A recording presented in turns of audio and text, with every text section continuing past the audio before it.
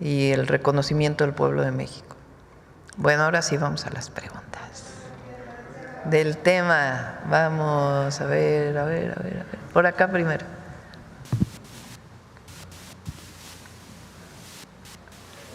Buenos días, presidenta. Ay, pues sí que estuvo bueno hoy el tema de Zedillo. Y para preguntarle, buenos días, ¿me escuchan? César Huerta de la revista Polemón, presidenta. Como fue más tarde en la mañana. Buenos días. Adelante. Después de todo este enorme recuento que se hizo en la mañanera, yo también estuve investigando en estos días y me sorprendió mucho que los mexicanos seguimos pues pagando este quebranto de más de 1.800.000 millones de pesos, en el que cada año en promedio pagamos 60.000 millones de pesos, presidenta, y pues como se ha visto aquí… ¿Te pasó el dato, verdad? El creador de este saqueo pues fue sin duda Ernesto Zedillo. Presidenta, la gente pues en las redes se pregunta si todavía puede ser castigado Ernesto Zedillo penalmente por esto, si es viable, o si con lo que pasó de la consulta del juicio a los expresidentes pues ya se cerró el tema y va a seguir impune Zedillo. Y también No es tanto un tema penal, es un tema de qué opina el pueblo de México y que se conozca lo que ocurrió. ¿Qué ocurrió en aquella época y cómo es posible que un expresidente que hizo este desfalco a la nación, que se caracterizó por la represión,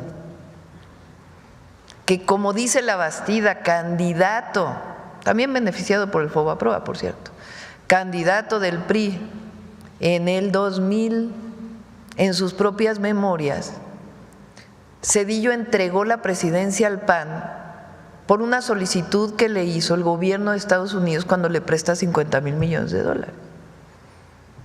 Dicho por la Bastida. Entonces, ahora resulta, porque como no tienen voceros, pues se van a buscar uno que supuestamente tenga credibilidad.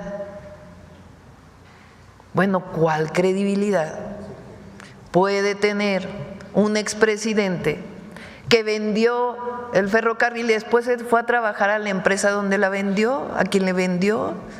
Eso se llama aquí en China conflicto de interés. Claro, quien tiene hoy 20 años, 22, 30 pues, porque era muy jovencito, a lo mejor no se acuerda de aquella época. Entonces es muy importante recordarle a las y a los jóvenes lo que vivimos en aquel periodo y cómo al que se reconoce como el de la gran transición a la democracia, pues en realidad ya había un acuerdo desde la época de Salinas entre el PRI y el PAN. Desde entonces les llamábamos el PRIAN, nada más que se quitaron la máscara hasta el 2021, pero representan los mismos intereses, el mismo modelo y la misma corrupción. Entonces, por eso es importante que ustedes nos ayuden, que nos ayuden todos aquellos que, a ver quién perdió su casa, quién perdió su negocio, que diga, es cierto, qué fue lo que le pasó, su historia. Porque no es necesariamente algo penal, que ya pasó tantos años, pero sí que se recuerde, porque quien olvida su historia puede cometer los mismos errores hacia el futuro. Presidenta, y con respecto a estos intereses que seguimos pagando y que esta deuda parece que es eterna, ¿hay posibilidad de que se pueda renegociar? ¿A quiénes les seguimos pagando pues este dinero? Es complejo. Si quieren, invitamos al secretario de Hacienda y para que nos platique por qué se tiene que seguir pagando esta deuda, qué significa, porque no es tan sencillo, ¿no? Dejar de pagar una deuda tiene sus implicaciones. Entonces, pero es importante que también se explique por qué, qué impactos tuvo en la economía, qué impactos tiene y por qué se tiene que seguir pagando, ¿no? Es importante. Y, Presidenta, bueno, cambiando un poco de tema, que está relacionado también, pues en estos días el periodista Ciro Gómez Leiva volvió a lanzarse en su contra en su programa, diciendo, y también pues en contra del expresidente Andrés Manuel López Obrador. Según Ciro, el expresidente AMLO está escondido, según él. Lo critica no soportan el silencio. Sí. Lo critica por no aparecer en espacios abiertos, ni en vuelos comerciales, por no ir a los estadios, por no enfrentarse, según él, a la gente, con el pueblo. Y pues dice que se esconde por miedo a la gente, cuando en realidad, dice Ciro que usted incluso la critica por defender al expresidente López Obrador. ¿Qué le responde a quienes, como a Ciro Gómez Leiva, insinúan que el expresidente López Obrador se esconde por miedo a la gente? ¿No será más bien que quienes hoy lo atacan no soportan que su legado siga vivo y respaldado por millones? Pienso que, entre otras cosas, lo que quieren, que es desde que llegué a la presidencia, es que haya un deslinde de la presidenta de la Cuarta Transformación y lo que representa. Pues ¿cómo lo vamos a hacer? Pueden seguir pensando lo que quieran. Nosotros nunca vamos a traicionar ni nuestro origen, ni nuestra historia, ni lo que pensamos, ni nuestros principios, ni al pueblo de México. Jamás. Somos continuidad del inicio de la Cuarta Transformación. Segundo, qué sorpresa hay en algo que se la pasó diciendo 6 meses antes de terminar su sexenio el presidente López Obrador, que dijo: les voy a contar algo, yo después de que salga voy a retirarme de la vida pública y voy a escribir un libro que a lo mejor no es uno y son varios. Y hay que esperar a que salga pues el primer libro, esperemos que no se tarde mucho.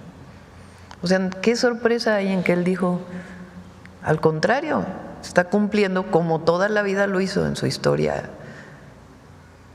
cumpliendo con lo que dijo.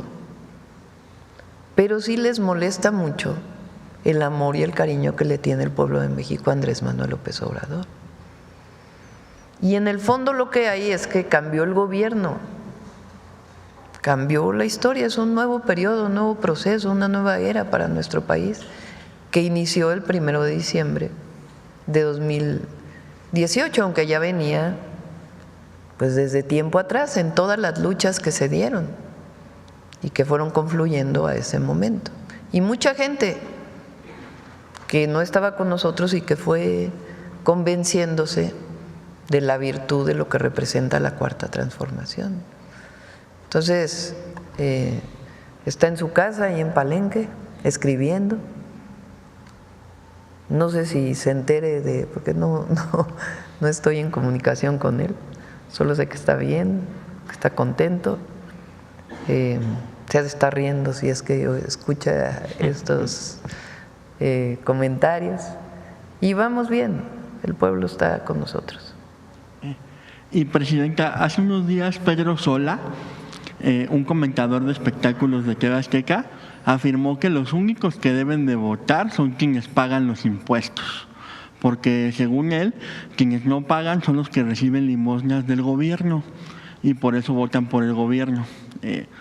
Salinas Pliego, quien es su patrón, pues estuvo de acuerdo con este comentario e indicó que para gobernar también se debería de tener al menos la capacidad de dirigir una empresa de por lo menos 50 trabajadores.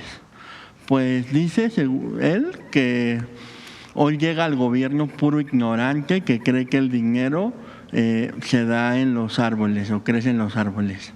Estas ideas, Presidenta, pues son evidentemente contrarias al espíritu de democracia. ¿Qué piensa de que las haga quien, por cierto, debe millones de pesos al SAT, miles de millones de pesos al SAT? Yo creo que ya no saben ni qué decir, la verdad. Además, son muy ignorantes porque todos los mexicanos y mexicanas pagan impuestos. Cuando compras un producto pagas el IVA. Todos pagan, todas y todos. Entonces, hay mucha ignorancia, la verdad. Y segundo, mucho racismo y mucho clasismo. ¿Qué decimos nosotros? Solo que cumplan con la ley,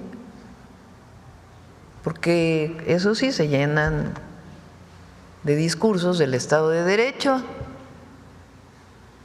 pero cuando se trata de que llegue a ellos, no, ese sí no es derecho, ese sí tiene que seguir siendo chueco.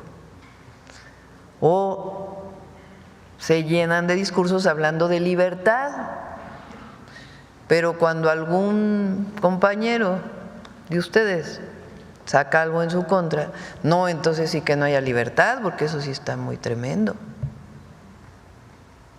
Entonces hay mucha hipocresía. Pero miren, que haya libertad de expresión, es lo más importante, que siga habiendo libertad de expresión. Y ya por último, Presidenta, ¿qué piensa de que Carlos Loret de Mola haya difundido un video de Está muy bueno. de un enfrentamiento armado en Yemen, afirmando que sucedió en Sinaloa? A ver, ponlo, porque sí. Está muy bueno. Esa es la verdad, ¿no?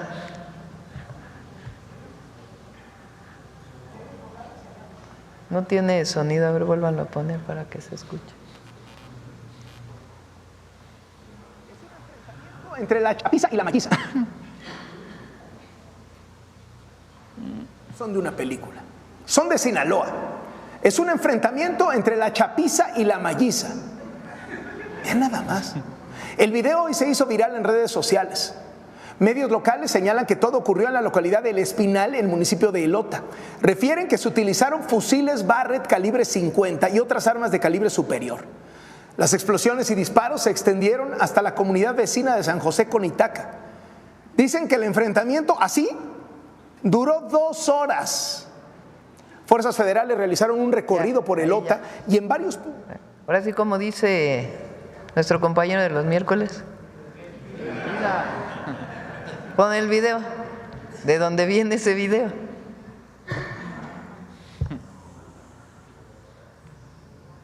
Hace un mes. Yemen, Sinaloa.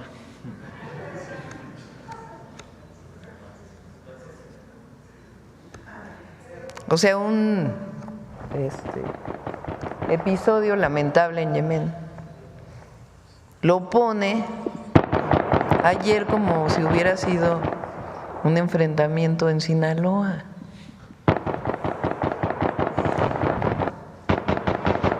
Y luego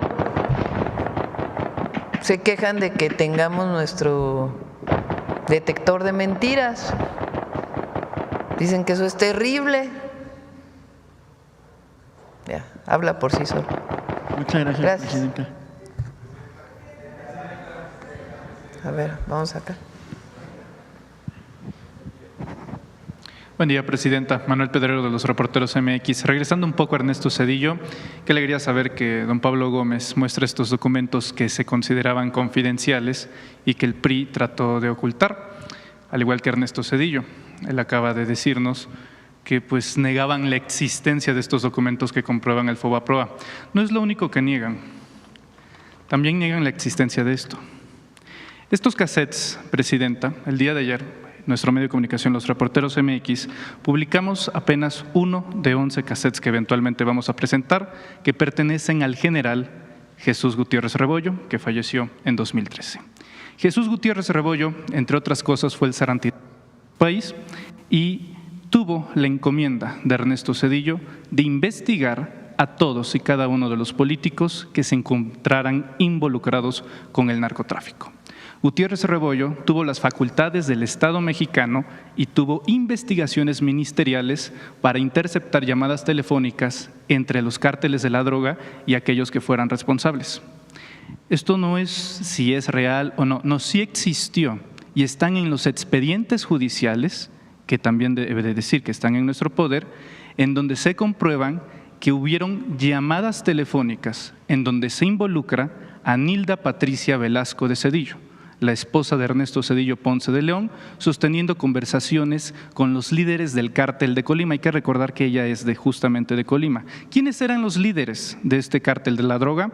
Adán Amezcua Contreras, Jesús Amezcua Contreras, y en esos entonces eran considerados los reyes de las metanfetaminas, de las pastillas. En estas conversaciones, Nilda Patricia Velasco habla en clave y se refiere, entre otras cosas, a la creación de narcolaboratorios. Por ejemplo, en estas conversaciones que ya están públicas en redes sociales, se le escucha diciendo restaurante, haciendo referencia a un laboratorio; mesero, haciendo referencia a un distribuidor de drogas; papeles, haciendo referencia a dinero. Estas llamadas que interceptó Gutiérrez Rebollo la puso en su momento a disposición de sus superiores. De estos cassettes, Presidenta, antes existían 4 copias. De los 11 multiplicados por 4 habían 4 copias. Uno los tuvo la Presidencia de la República de Ernesto Zedillo, otro el Ejército Mexicano y eventualmente otro la Procuraduría General de la República. Cuando se presentaron, ¿sabe qué pasó? Desaparecieron. Los creyeron destruidos. Gutiérrez Rebollo le dio estos cassettes, esta última 4ª copia, a su hermano y le pidió que si algo le pasase al general Rebollo, se los diera a su hijo. Terminamos haciéndonos del poder de estos cassettes, que debo de decir que ya se encuentran totalmente digitalizados, que están dentro del expediente. No es una situación de si son veraces o no, están dentro del expediente judicial, certificados dentro del propio Estado mexicano. A Gutiérrez Rebollo le inventaron que fue protector de Amado Carrillo Fuentes. Cabe destacar que la única vez que Amado Carrillo Fuentes fue detenido en este país fue por Gutiérrez Rebollo, incluso mucho antes de que Amado fuese conocido como el Señor de los Cielos. Cuando fue detenido Carrillo Fuentes, 5 gobernadores de ese entonces llamaron al general Rebollo para preguntarle si tenía detenido a Amado Carrillo y si lo podía liberar. El personaje que fue el encargado de llevárselo a las autoridades competentes fue Javier Cuello Trejo. El general Rebollo le dijo que si los dejaba libre iba a haber consecuencias, ya que ese señor era un alto capo de la droga. Ernesto Zedillo se ensañó con el general Rebollo y secuestró la noche del arresto del general Rebollo a sus familiares, a su esposa, a sus hijos menores de edad. En distintos puntos de la República fueron secuestrados, desnudados y torturados para que declararan en contra de su padre. Incluso el chofer del general Rebollo, el señor Juan Galván Lara, también fue torturado y sus hijos fueron secuestrados para que diera una declaración. Lo hizo bajo tortura y años después, también está documentado y también son documentos oficiales, admitió que había sido una declaración bajo tortura. A tal grado que el Ejército Mexicano le devolvió al general Rebollo el grado de división de general de división. Y cuando fallece, es público, se puede encontrar dentro de la propia institución de la Sedena que se lamenta el fallecimiento del general Rebollo porque de los delitos que se les inventó fue absuelto de todos, excepto quedó uno pendiente, que era la aportación de armas exclusivas del Ejército Mexicano. Ahora que salen estos audios, Presidenta, en el contexto del regreso de Ernesto Zedillo Ponce de León, y ya que está bastante interesado en enviar cartas, en responderle a usted, valdría bastante la pena, ya que regresa al escenario público, que diera una puntual respuesta a esto, porque no solamente se involucra al cártel de Colima, también, entre otras cosas, a Francisco Stanley, como aparecen en estos audios. Esta es la fuente, esta es la proporción de información, pero como usted es la Presidenta de México, puede corroborarlo de mejor manera a disposición del general secretario, el general Ricardo Trevilla. Mi pregunta, Presidenta, es, aprovechando que acaba de mencionar que esto lo debe de conocer el pueblo de México, bueno, no solamente lo debe de conocer el pueblo de México, también preguntarles la opinión al pueblo de México, sí, pero también a la Presidenta de la República, ya que hoy la investidura que usted porta también la tuvo Ernesto Zedillo. ¿Qué opina de que este doctor en economía de Yale haya liderado, entre otras cosas, a sabiendas de que su familia, su esposa, su suegro, sus cuñados estuvieran involucrados con el cártel de Colima y sobre todo en la documentación oficial de un narcogobierno y de un narcopresidente. Presidenta. Pues ya lo dijiste tú, no se necesita. Pero valdría la pena mucho una más. respuesta de la Pues presidenta. tiene que investigarse todo esto que se hizo público ahora. Es importante que se investigue. Porque, repito, hay mucha hipocresía en el conservadurismo. Mucha. Y es importante que se conozca toda esta información y que se investigue. Gracias. Adelante. Vamos para acá. Muchas gracias, Presidenta. Luis Fernando Salas, de Astillora Informa. Regresando un poco al tema Cedillo, la última vez que habló acerca del Fobaproa, el expresidente le envió una segunda carta pública a usted y en un párrafo de la carta dice: la presidenta insiste, y está en su derecho, en el tema del rescate bancario que formó parte de la respuesta a la crisis financiera que tuvo que enfrentar mi gobierno. Que lo haga, pero sin incurrir en falsedades ni calumnias. También pudiera ocuparse en pensar qué haría ella de enfrentar el riesgo de quiebra del sistema bancario y con ello de la economía del país. No, nunca cometería actos de corrupción, número uno. Y número dos, pensaría primero en los de abajo. Sí, esa es la diferencia. Sí, justamente. No se rescató nunca a los pequeños deudores. Y hay muchos ejemplos en el mundo, como bien menciona Pablo, de otras formas en que se rescató a los bancos. Bueno, una de las últimas fue el propio presidente Obama, que lo que hizo fue quedarse con parte de los bancos, del gobierno, y después venderlos. Entre muchas otras opciones, como bien dice Pablo, en aquella época había otras opciones que nunca se quisieron discutir con el presidente de la República. Él tomó sus decisiones que llevaron pues a una crisis tremenda, con millones de mexicanos afectados, con aumento de la pobreza en el país. Entonces, primero el modelo es distinto. Ellos siempre defendieron el modelo neoliberal. Y segundo,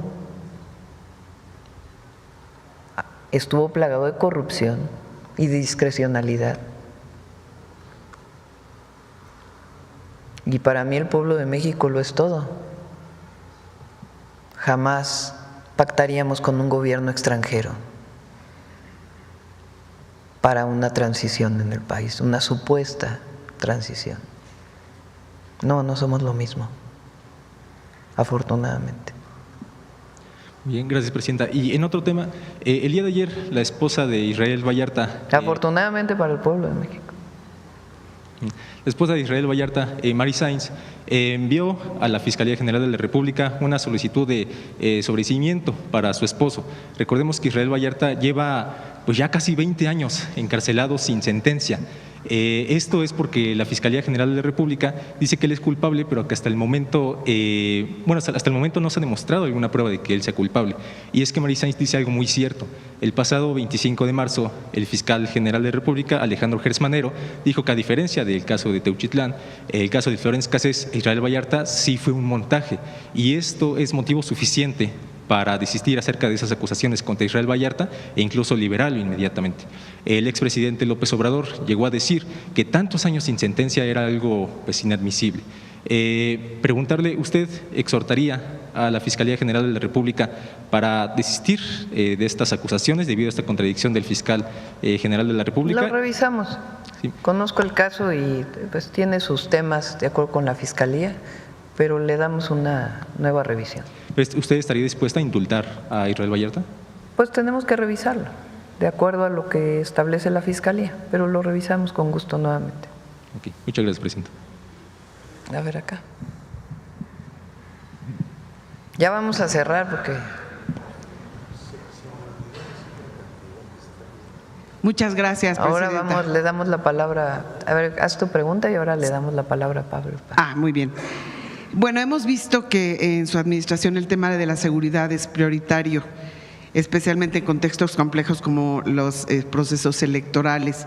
Sin embargo, en el estado de Veracruz, seguramente usted está enterada, se están viviendo momentos muy complicados. El lamentable asesinato del candidato de Morena, Germán Anuar Valencia, en Coxquihui, nunca me sale el nombre, el sucedido el 29 de abril pasado, justo al inicio de las campañas para elegir alcaldes en el estado de Veracruz. Esto ha despertado mucha preocupación porque no es un caso aislado. Sabemos que hay alrededor de 22 candidatos que están pidiendo ya protección. En este marco me gustaría saber si habrá intervención del gobierno federal en las investigaciones de este asesinato y también si ha visto algún plan especial para Veracruz con el Gabinete de Seguridad con el que trabaja todos los días, porque sabemos, le digo, que hay pues alrededor de 22 ya candidatos que están solicitando apoyo y hay algunos que incluso se han bajado de la contienda. Está el Gabinete de Seguridad apoyando a la Fiscalía de Veracruz en lo que requieran para la investigación. Hoy le planteé al secretario Omar y al general secretario que buscaran a la gobernadora de Veracruz por si requieren más apoyo de la Guardia Nacional para estar presentes y al mismo tiempo pues dar todas las facilidades y apoyo a las y los candidatos que así lo soliciten. ¿Y no tiene usted algunos avances de la investigación de este asesinato? No lo han reportado en el Gabinete de Seguridad, pero están trabajando en coordinación con la Fiscalía. Otra pregunta rápida, porque yo sé que va a hablar el señor Pablo Gómez. Hay mucha demanda, una alta demanda de vuelos no nada más para el puerto de Veracruz, sino también para el área de Coatzacoalcos y Minatitlán. Queremos saber si de alguna manera Mexicana de Aviación tiene planes de expandir corridas hacia estos rumbos. Están por llegar los nuevos aviones. Se retrasaron algunos meses por problemas que hubo en su producción en Brasil, pero en cuanto lleguen le planteo a Mexicana que evalúe estos dos vuelos. Muy bien, sí, sería bueno. Muchas gracias. Y ya por último, en el puerto de Veracruz se reportó una disminución de 24% en la exportación de automóviles nuevos. Esta tendencia a la baja, según los expertos, se debe a todo este tema de los aranceles, que es justamente el problema que están viviendo porque dependen de las exportaciones hacia los Estados Unidos. Usted ayer nos platicaba que tienen planes de expandir el mercado de los automóviles hacia otros países. ¿Podría adelantarnos de qué se trata este plan? Estamos trabajando en ello, es parte del Plan México y también se va a ir también asentando todas estas nuevas reglas que fueron publicadas para la exportación hacia los Estados Unidos. El secretario de Economía tiene reuniones permanentes con las automotrices y nos vamos a sumar a estas reuniones. Entonces, hasta ahora, en términos de la producción, las plantas que están aquí, no hay problema y hay naturalmente ajustes pues por la situación que haya impuesto el presidente Trump. Pero yo estoy convencida que va a ir tomando la normalidad las exportaciones de vehículos y de autopartes en México. Ayer hablaba usted de Asia, de países hacia los que podríamos empezar a voltear. Sí, es algo que se tiene que trabajar conjuntamente. Entonces, por supuesto, buscar otros mercados y seguir fortaleciendo la relación con Estados Unidos y encontrando mejores condiciones para la industria automotriz en nuestro país y del acero y el aluminio. Repito, la llamada de hoy fue buena, cordial y buscando pues las mejores condiciones para mejorar todavía más la situación preferencial que tenemos. Muchas gracias. Sí. Vamos a darle a Pablo la palabra. Te pido una disculpa, no leí el perdón. No leí la cantidad total. De lo que está aquí en el reporte de que le llamaron confidencial, pero que en realidad era secreto, de operaciones reportables identificadas durante el programa de evaluación integral de las operaciones del Fondo Bancario de Protección al Ahorro. Son 73.765.429.262. 73.000.7 millones, o sea, más o menos unos 7,000 millones de dólares. Esto fue lo que Zedillo, con la complicidad del PAN, ocultó. Y dicen que ahí estaba la auditoría. Ahí estaba. Dijo Zedillo ayer, ¿no? Antier. Ya, mucho descaro, ¿no? No. Digo, no hay derecho que nos traten así, ¿no? Que discutan, pero pues así no se puede. A ver, vamos a cerrar ya con la última pregunta. Vamos aquí y ya la última. Mañana seguimos para. Sí. Buenos días, presidenta. Julio Mar Gómez de la Agencia de Medios Digitales del Pacífico. A propósito del 1 de mayo, presidenta, en materia laboral hay mucho que celebrar. Precisamente el día de ayer se aprobó en la reforma de la Ley del Trabajo que protege a los trabajadores que reciben solo propinas. Fue el diputado Aces quien compartió esta reforma que obliga el pago de las propinas, aparte del sueldo, y que también tendrán derechos a la vivienda y a la salud. Pues esta reforma beneficia casi a 2 millones de personas que solo dependen de las propinas y estas comisiones honorarias. Presidenta, ¿qué mensaje podría compartir al respecto a los trabajadores mexicanos?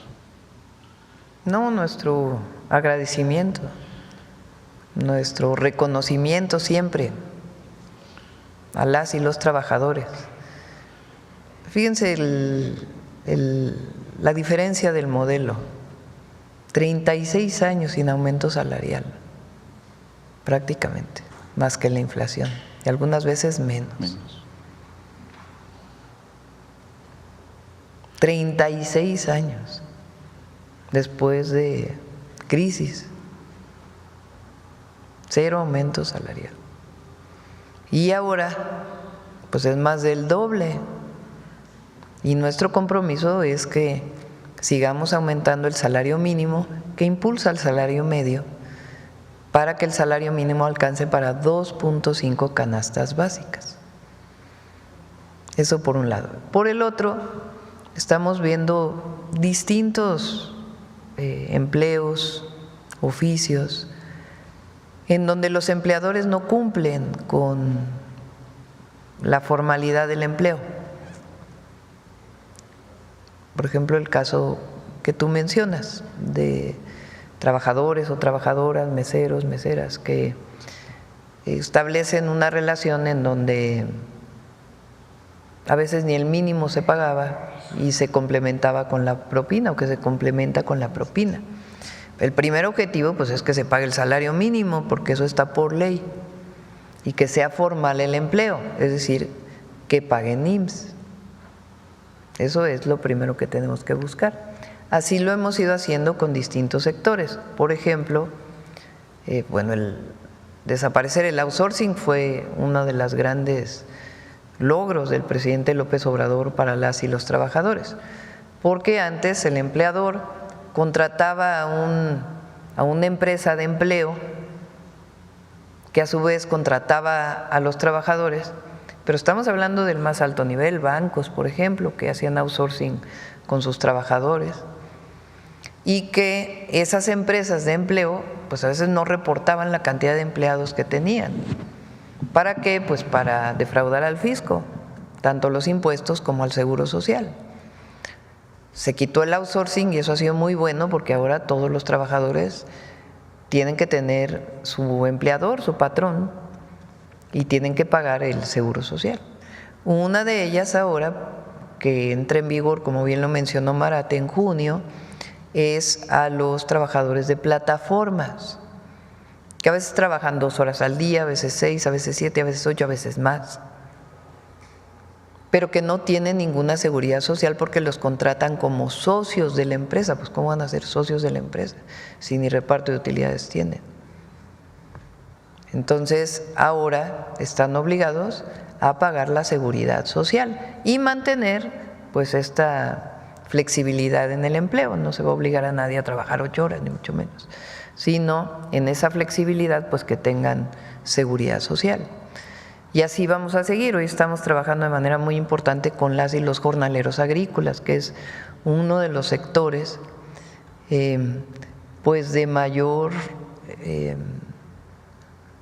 precariedad en el empleo, porque también muchas veces se contratan en esquemas que no son parte de la ley del trabajo. Entonces los contratan terceros y a su vez terceros y a su vez terceros y no tienen pues sus derechos. Entonces tienen que tener salarios, condiciones laborales y también su seguridad social. Entonces hacia allá vamos a seguir avanzando. Gracias, presidenta. En otro tema, hoy el Congreso de Sinaloa va a votar por el desaforo del alcalde de Ahome, el morenista Gerardo Vargas Landeros. Lo quieren desaforar por comprar 126 patrullas en adjudicación directa, pero la ley lo faculta para hacerlo. Además, no se encontraron sobreprecios ni nada así. Esto sucede cuando llegó a la alcaldía, solo había 7 funcionando. Ahome está dentro de los 10 municipios más seguros del país. La Fiscalía a cargo de Caludia, Zulema Sánchez, al parecer pues quiere poner un ambiente caliente para políticamente hablando, con una estrategia similar a la de Vicente Fox con los desafueros. En Ahome, presidenta, se está construyendo una fábrica de fertilizantes con una inversión de $500 millones y está por iniciarse la construcción de una fábrica de etanol y producción, una fábrica de hidrógeno verde que con una inversión de más de $2.300 millones. Presidenta, ¿qué opina de la estrategia de los desafueros que intentan descarrilar también enturbiar los ambientes políticos, considerando que Ahome es de uno de los municipios más seguros en Sinaloa? Pues que sigan bien las cosas, es lo único que yo opinaría. Que si van a opinar los diputados locales, pues que revisen bien los casos. Y que en todo caso los temas políticos pues no se lleven a estos temas, si es que es un tema político. Y si es un tema de desviación de recursos públicos, pues que se haga bien la investigación por parte de los diputados y qué opinan. Por último, presidenta, usted en reiteradas ocasiones ha comentado la necesidad de reformar el Poder Judicial para garantizar a los mexicanos una justicia pronta y expedita. Sin embargo, en casos donde hombres son acusados falsamente, el sistema parece fallar en la investigación con imparcialidad, lo que deriva en graves injusticias. Le expongo el caso del señor Antonio, quien lleva 2 años en prisión debido a una denuncia por abuso sexual sin pruebas contundentes presentada por Adriana, madre de sus hijos. Pese a la falta de evidencia, su defensa ha enfrentado obstáculos sistemáticos, pruebas y peritajes desechados, tratos inequitativos y presuntas irregularidades por parte de los jueces. Juana, Erika Ordóñez, Ismael Alcántara, Edgar Agustín, y la magistrada María del Rocío, quienes habrían ignorado elementos clave a favor del señor Antonio, mientras la señora Adriana reclama $200,000 mensuales de pensión alimenticia y más de $2 millones por supuestos ingresos no percibidos. Este caso refleja un patrón: hombres prejuzgados como culpables sin derecho a una defensa justa. ¿Qué acciones concretas tomará? ¿Un patrón? Eso sí no sé. Bueno, sistemáticamente hablando. No, no lo creo. Una cosa es que menciones tú que hay un caso en particular que tiene que revisarse y otra cosa es que haya un patrón, claro, de hombres mal acusados. Sí, ¿no? Esto refiere a los jueces que ya les mencionaba. Bueno, sí, pero sí, una cosa es una cosa y otra cosa. A estos jueces que están con este mismo patrón y sistema, a los que había mencionado anteriormente, no generalizando todos los casos. Por eso hice precisión a quién eran estos arbitrariamente llevaban este caso. Y pues bueno, presidenta, ¿qué acciones concretas tomará el gobierno de México para evitar que este sistema judicial pues sea utilizado en perjuicio a veces ciudadanos que son inocentes, pues hay que garantizar la equidad procesal y los derechos humanos para todas las partes de una manera igual. Pues por eso es la reforma al Poder Judicial, pero en particular en este caso que se revise, pero podemos poner muchísimos casos de que en donde no hay una visión de protección a las mujeres. Entonces, pero si hay una injusticia, que se revise. Con gusto les puedo compartir todos los datos de pruebas y demás que se han desechado. Presidenta, ya por último, el plan hídrico que presentó en días pasados, el día 23 de abril de 2025, el senador Armando Ayala de Morena, del Estado de Baja California, presentó una proposición con un punto de acuerdo por medio del cual solicita a la Comisión Nacional del Agua que reactive el análisis que se había hecho anteriormente respecto a la viabilidad del plan hidráulico del noroeste, el Filino, el cual consta de llevar desde Nayarit hacia los estados del norte como Baja California, Durango y Sinaloa el agua. Con base al Plan México que usted presentó, Presidenta, se pretende acelerar los proyectos de obra pública para el 2025. ¿Usted considera que es factible que ante la grave sequía que enfrentan los estados del norte, los proyectos de construcción de obras para garantizar el derecho humano al agua y de los millones de habitantes de estos estados de la República podría considerarse como un proyecto estratégico de agua para que se pueda abordarse durante este sexenio? Obviamente, acelerar la licitación de 37 proyectos estratégicos de agua que incluyen tecnificación, saneamiento de ríos, presas y obras mayores. ¿Esto ya no podría entrar, Presidenta, a su plan hidráulico? Es un proyecto de muchos recursos económicos y tiene sus impactos ambientales también. Se puede analizar, no nos negamos. No necesitan poner puntos de acuerdo para eso. Muy bien. Muchas gracias. Bueno, gracias a todas y a todos. Vamos a cerrar con Mujeres en la Historia.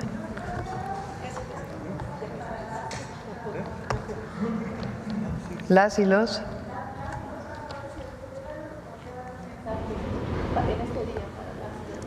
Un mensaje del secretario del Trabajo para las y los trabajadores y luego vamos con Mujeres en la Historia. Bueno, ya lo reiterado, como lo comentó nuestra presidenta, es de este día para no solamente rememorar a los mártires de Chicago, quienes en su momento peleaban por la mejora de condiciones laborales, es también un día para traer al frente el reconocimiento a las y los trabajadores por su gran contribución al desarrollo nacional, al bienestar de sus familias, y que sepan que el compromiso por parte de la Secretaría de Trabajo, por instrucciones de nuestra presidenta, es que sigamos trabajando por continuar con este ambiente de mejora de condiciones laborales y en ese sentido de la defensa de los derechos de las y los trabajadores. Es cuanto. Vamos. Muy buenos días a todas y a todos. Efectivamente, 1 de mayo, Día Internacional del Trabajo, fecha que busca recuperar la lucha popular y rememorar también todo el proceso de lucha, porque recordemos que los derechos no son un privilegio, sino el resultado de las luchas populares. El antecedente de este 1 de mayo, como lo menciona el secretario, lo tenemos en el 1 de mayo de 1886, cuando la huelga en Chicago fue brutalmente reprimida. En 1889, el Congreso Obrero Socialista de la Segunda Internacional, 3 años después, declaró esta fecha como la fecha internacional para conmemorar la lucha popular. También, y como en todo proceso histórico, hubo mujeres y basta recordar la manifestación del 8 de marzo de 1917, una huelga de mujeres en Rusia sin precedentes y que va a tener efectivamente consecuencias muy importantes. En México, la lucha obrera también ha incorporado a miles de mujeres, primero para acceder de una forma formal a mejores condiciones de trabajo, pero también el día de hoy para garantizar el trabajo digno, como las actividades en el trabajo del hogar. Los derechos no son un privilegio cuando han sido ganados por las luchas populares y les invito a conocer la historia de esta lucha de estas compañeras. El 19 de septiembre de 1985, miles de mujeres costureras trabajaban en fábricas y talleres de confección en la Ciudad de México, cuando a las 7 de la mañana, con 19 minutos, un devastador sismo sacudió la ciudad.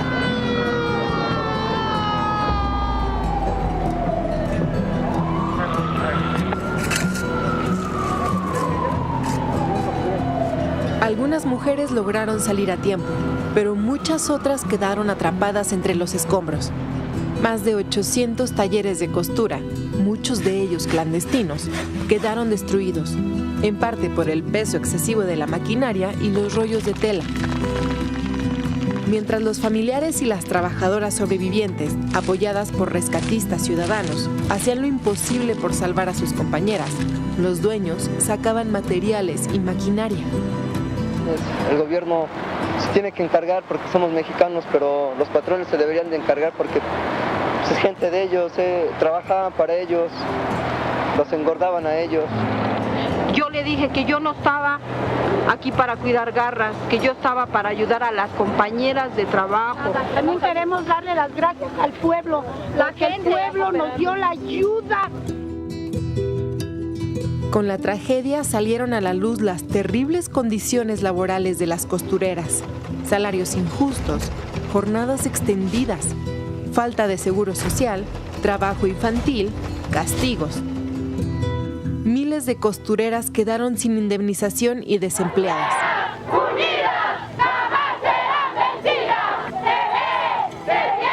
Ante las denuncias y movilizaciones, el entonces líder de la Confederación de Trabajadores de México, Fidel Velázquez, declaró: yo no tengo nada que ver con las costureras porque en mi casa me cosen la ropa. Las trabajadoras de la costura comenzaron a organizarse para exigir el respeto a sus derechos laborales.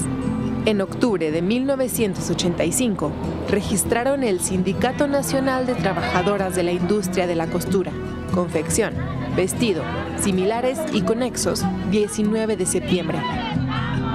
Acaban de decir uno de los estatutos es no traicionarnos. Por lo tanto, sea un lema en este sindicato: justicia y verdad para todos los trabajadores.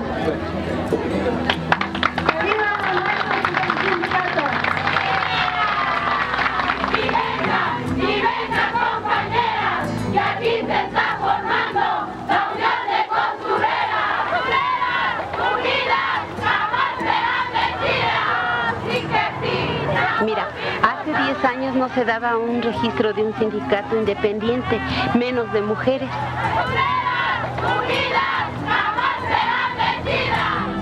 Un año después, en 1986, las costureras también formaron cooperativas.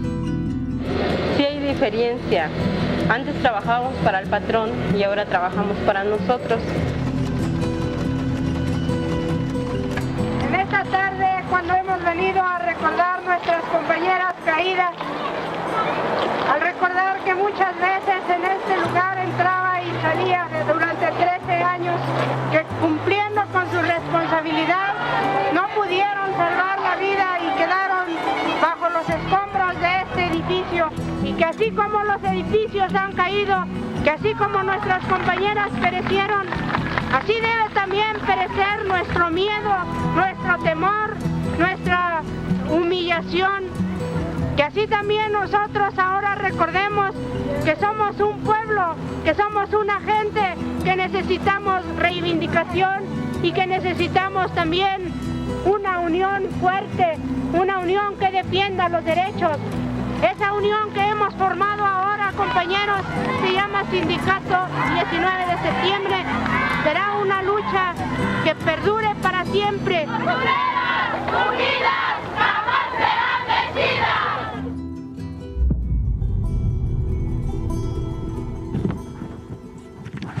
Y como en esta sección nos gusta recuperar a nuestras antecesoras, pero también hablar de las mujeres del presente, las imágenes y el testimonio que vimos en esta cápsula son del documental No les pedimos un viaje a la luna, que fue uno de los primeros documentales realizados por un equipo solamente de mujeres, uno de los primeros en nuestro país. Así es que queremos agradecer a estas mujeres que lograron documentar estas historias. Mari Carmen de Lara, María Eugenia Tamés, Maripi Sainz y Penélope Simpson.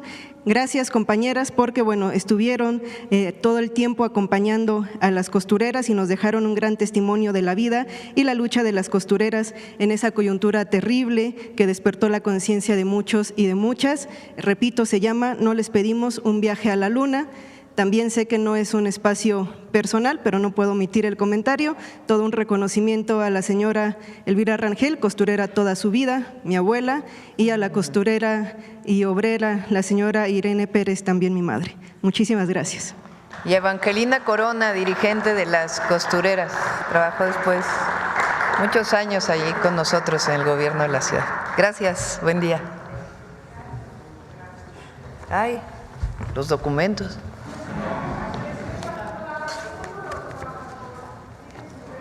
¿Puerta cerrada? Sí, esa puerta cerrada. Sí, va a haber un boletín, sí, por supuesto. Gracias. Sí. ¿Cuánto se debe todavía? Les doy el dato mañana completo, a ver si viene Edgar. Gracias.